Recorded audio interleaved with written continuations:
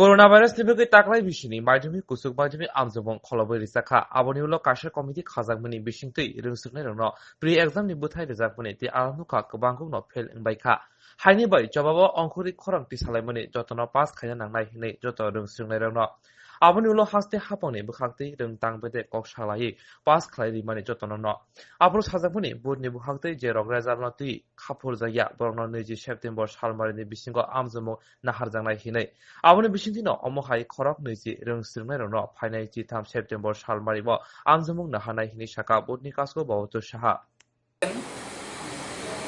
যে বছর করোনা পরিস্থিতির কারণে ফর্মাল পরীক্ষা নেওয়া হয়নি বোর্ড কর্তৃক নিয়োজিত রাজ্য সরকার কর্তৃক অনুমোদিত এক্সপার্ট কমিটির অনুমোদন ক্রমে বিশেষ মার্কিং পদ্ধতিতে এই বছরের ফলাফল ঘোষণা করা হয়। সংক্ষেপে বলছি, মাধ্যমিকের জন্য প্রি বোর্ড যে পরীক্ষাগুলো হয়েছিল সেই পরীক্ষাগুলোর নাম্বার এবং যারা প্রি বোর্ড দিতে পারেনি তাদের আগের বছরের ক্লাস 9-এর অ্যানুয়াল নাম্বার নিয়মিতভাবে কনসিডার করে মাধ্যমিকের রেজাল্ট বিবেচনা করা হয়েছে।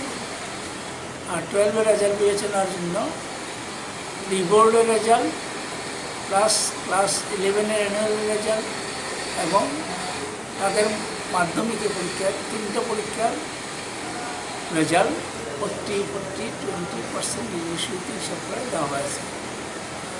এরপরেও ছাত্রদের মধ্যে কিছু অসন্তোষ দেখা দেয়, যার ফলে রাজ্য সরকার মোটামুটি প্রায় সবাইকে পাস করে দিয়েছেন। মিনিমাম যারা ঠিক করেছিল মিনিমাম নাম্বার দিয়ে তাদের পাস করে দিয়েছেন।